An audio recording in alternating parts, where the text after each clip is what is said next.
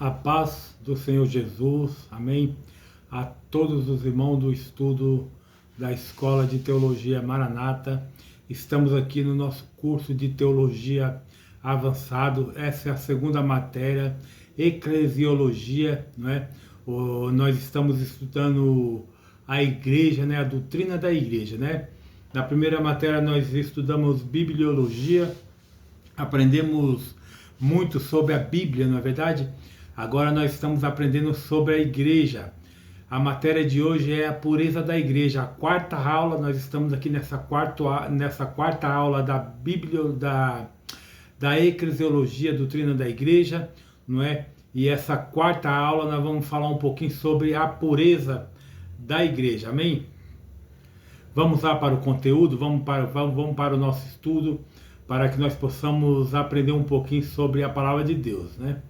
Meus irmãos, segundo Gruden, podemos definir a pureza da igreja da seguinte forma: a pureza da igreja é o nível de ausência de doutrina e de conduta irôneas é o nível de conformidade com a vontade revelada de Deus para a igreja. Normalmente, meus irmãos, as igrejas podem ser mais puras em algumas áreas e menos puras em outras. Uma igreja pode ter uma excelente doutrina, não é? E uma pregação sadia, por exemplo, todavia possuir uma falha lamentável no testemunho a outros ou da adoração verdadeira. O alvo de Cristo para a igreja é santificá-la, amém? Purificando pelo lavar das águas, mediante a palavra e para apresentá-la a si mesmo como igreja gloriosa, sem mancha nem ruga, ou coisas semelhantes, mas santa e incorruptível, como diz Efésios 5, 26 e 27. Essa igreja é santa no sentido de que é separada do mundo na sua consagração a Deus, e também no sentido ético e em princípios realizar um santo relacionamento com Cristo. A unidade da igreja. Qual é a unidade da igreja? Vamos entender um pouquinho sobre a unidade da igreja. Meus irmãos, não devemos negligenciar outra ênfase do Novo Testamento. A necessidade de trabalhar pela unidade da igreja. A unidade da igreja é o nível de ausência de divisões entre os verdadeiros cristãos. O ideal, meus irmãos, de unidade é salientando na oração sacerdotal de Jesus, lá em João 17, 20 e 23. Bem como em Efésios 4, 1 ao 16, na dissertação de Paulo sobre a igreja, isso também se reflete numa referência à igreja local de Jerusalém, Atos 4, 32. E num apelo para os crentes, tenha um coração e uma mente, Filipenses 2:2. O alvo de Jesus, meus irmãos, é que haja um só rebanho, não é? E um só pastor, como diz João de 10:16. E ele era por todos os futuros crentes, né? Para que todos sejam um, como diz João 17:21. Essa unidade será um testemunho aos descrentes, pois Jesus ora que eles sejam levados à plena unidade, para que o mundo saiba que tu me enviastes e os amastes como igualmente me amaste. João 17, 23. E Paulo, ele escreve aos Coríntios: irmãos, em nome do nosso Senhor Jesus Cristo, suplica a todos vocês que concordem uns com os outros no que falam, para que não haja divisão entre vocês, antes que todos sejam unidos num só pensamento e num só parecer. 1 Coríntios 1:10. Não pode haver, meus irmãos, dúvida quanto ao fato de que a Bíblia afirma a unidade não só das igrejas universal, mas também da visível, a figura do corpo, como se acha em 1 Coríntios 12 ao 31. Implica esta unidade, além disso, em Efésios 4:16, onde Paulo ressalta a unidade da igreja, fala de oficiais da igreja e dos seus esforços pela unidade ideal da igreja.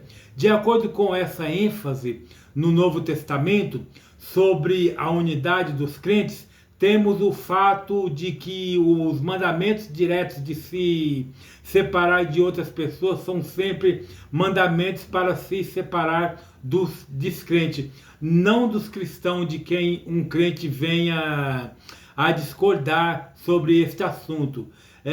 Gruden se posiciona da seguinte forma: não há mandamento direto no Novo Testamento para separar-nos de cristãos com quem temos diferenças doutrinárias, a menos que essas diferenças envolvam heresias tão sérias que a fé cristã seja em si mesma negada, como em 2 João 10.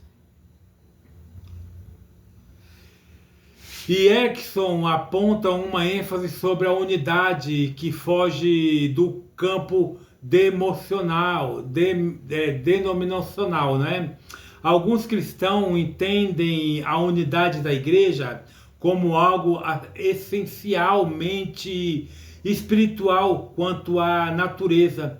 Encontram a unidade do fato de todos os crentes servirem e amarem ao mesmo Senhor, embora não estejam organizadamente ligados a outros grupos de crentes e talvez não atuem juntos, em nenhum projeto externo. Ama-se uns aos outros, mesmo as pessoas com quem não tem comunhão, contato. Um dia, quando a noiva de Cristo, a igreja, for reunida, haverá verdadeira unidade. A unidade, em outras palavras, aplica-se à igreja universal ou invisível, mais do que à igreja visível. Amém? E em relação à grande quantidade de denominações cristãs que apontam para uma divisão dentro do cristianismo, podemos procurar entender que essa não é apenas uma marca, de divisionismo, mas em muitos casos é antes a boa provisão do Senhor para nós, proteger de um governo mundial de igreja que teria tal poder que inevitavelmente se tornaria corrupto. Muitos cristãos argumentariam que não deveria haver um governo mundial de uma igreja, porque o padrão do Novo Testamento para o governo de igrejas nunca mostra presbíteros tendo autoridades além do seu próprio governo nas congregações locais. A presença de apóstolos no Concílio de Jerusalém, em Atos 15, significa que os presbíteros presentes lá não estabeleceram o padrão para a autoridade deles, além do nível local. Amém? Tratando da variedade de denominações cristãs, é muito possível que as riquezas inerentes ao organismo da igreja achem expressões melhores e mais completas na presente variedades de igrejas do que numa só organização externa. Isso não significa, porém, que a igreja não deve lutar por maior medida de unidade externa. O ideal sempre, meus irmãos, deverá ser dar a máxima expressão adequada à unidade da igreja. Quando pensamos na união da igreja cristã,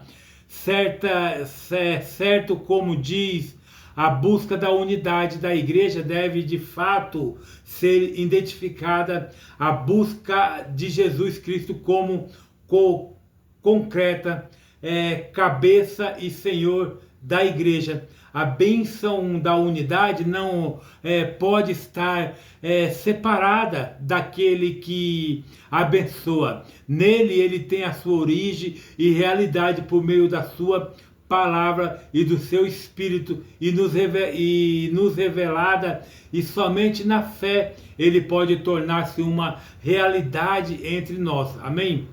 Características distintivas da igreja verdadeira. Quais são as características da igreja verdadeira? O que distingue a igreja verdadeira de uma igreja falsa? Para nós entender essa pergunta, nós temos de decidir quais são as marcas de uma igreja verdadeira. A característica distinta que nos levam a reconhecê-la como igreja verdadeira, sentia-se pouca necessidade desta marca quando a igreja era claramente uma só.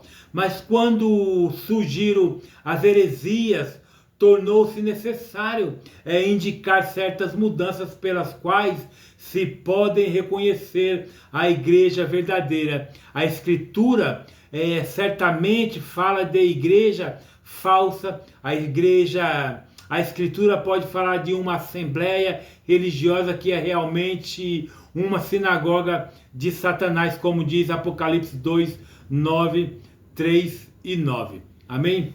A afirmação de fé luterana, chamada Confissão de Augsburg, em 1530, define a igreja como a congregação de todos os crentes, entre os quais o evangelho é pregado puramente e os santos sacramentos são administrados de acordo com o evangelho. Semelhantemente, João Calvino, ele disse: pois onde quer que vemos a palavra de Deus ser sinceramente pregada e ouvida, onde vemos serem os sacramentos. Amém?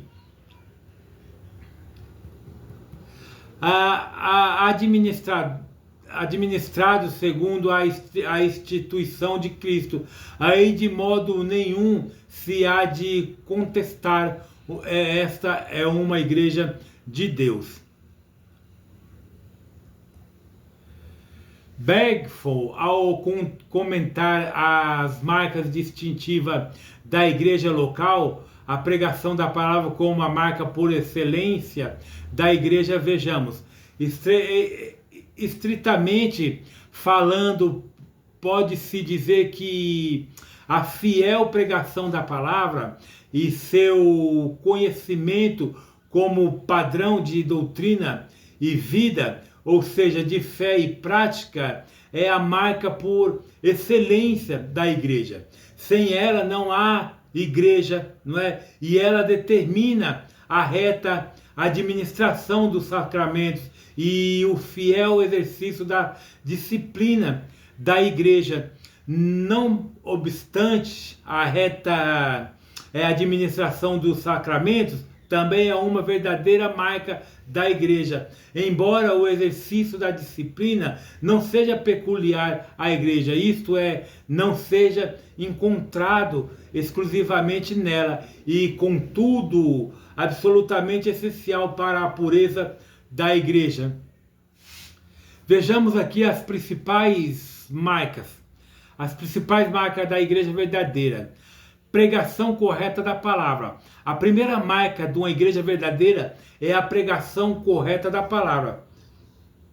Esta é a mais importante marca da igreja, certamente. Se a palavra de Deus não está sendo pregada, mas simplesmente as falsas doutrinas ou doutrinas humanas, então não há verdadeira igreja. Em algum caso, nós podemos ter dificuldades, não é verdade, em determinar exatamente quantas doutrinas errôneas podem ser toleradas antes de uma igreja deixar de ser considerada uma verdadeira igreja. Mas há casos muito claros em que podemos dizer que uma igreja verdadeira não existe, que esta é uma das características da igreja, transparece em passagens como João 8:31, 32, 47, João 14:23, 1 João 4:1, 3 e 2 João 9. Agora vamos entender sobre a administração correta do sacramento. A administração correta do sacramento foi provavelmente afirmada em oposição ao ensino da Igreja Católica Romana, de que a graça salvadora vem por meio dos sacramentos, né? Portanto, os sacramentos tornar-se obra pelas quais nós temos méritos em nossa salvação. Os grupos que não administram o batismo e a ceia do Senhor indica que não pretendem funcionar como uma igreja. Jamais se deve separar os sacramentos da palavra, pois eles não têm conteúdo próprio, mas extrai o seu conteúdo da palavra de Deus. São de fato uma pregação visível da palavra, que a reta administração do sacramento é uma característica da igreja verdadeira. Segue-se da sua inseparável conexão com a pregação da palavra e de passagens como Mateus 28:19, Marcos 16:15 ao 16, Atos 2:42, 1 Coríntios 11:23 ao 30. O fiel exercício da disciplina. A igreja que quiser permanecer fiel ao seu ideal na medida em que isto é possível na terra, deverá ser diligente e consistente no exercício da disciplina cristã. A palavra de Deus insiste na adequada disciplina a ser exigida da igreja de Cristo, como diz Mateus 18:18, 1 Coríntios 5, do 1 ao 5, ao 13, 14:33, 40 e Apocalipse 20, 14, 15 e 20. Meus irmãos, Grenden levanta a seguinte pergunta: há igreja falsa dentro do protestantismo? Vejamos seu parecer. Qual o parecer dele sobre a igreja falsa dentro da igreja cristã, da igreja protestante? Olhando para as duas marcas distintivas da igreja, parece-me que muitas igrejas protestantes liberais de hoje são de fato falsas igrejas. Será que o evangelho da justiça pelas obras da incredulidade na escritura que essas igrejas ensinam é muito diferente com respeito à salvação do ensino da Igreja Católica Romana no tempo da Reforma? E o que essas igrejas fazem administrando os sacramentos sem o ensino da sã doutrina, não é? A qualquer pessoa que apareça dando falsa segurança a pecadores não regenerados não é semelhante aos que os católicos fazem com os sacramentos no tempo da Reforma, quando há uma assembleia de pessoas que leva o nome cristão, mas que ensina firmemente que as pessoas não podem crer em sua Bíblia. De fato, meus irmãos, uma igreja cujo pastor é congregação raramente leem sua Bíblia ou oram de modo significativo e não creem ou talvez nem mesmo entenda o evangelho da salvação somente pela fé em Cristo, como podemos dizer que essa é uma igreja verdadeira, uma verdadeira igreja? Amém?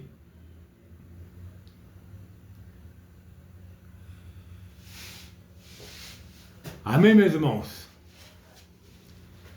Essa foi a nossa quarta aula, não é? Essa foi a nossa quarta aula. Na próxima aula nós vamos falar sobre a Igreja Universal e Igreja Locais, não é? Na quinta aula, Igreja Universal e Igreja Local, tá bom?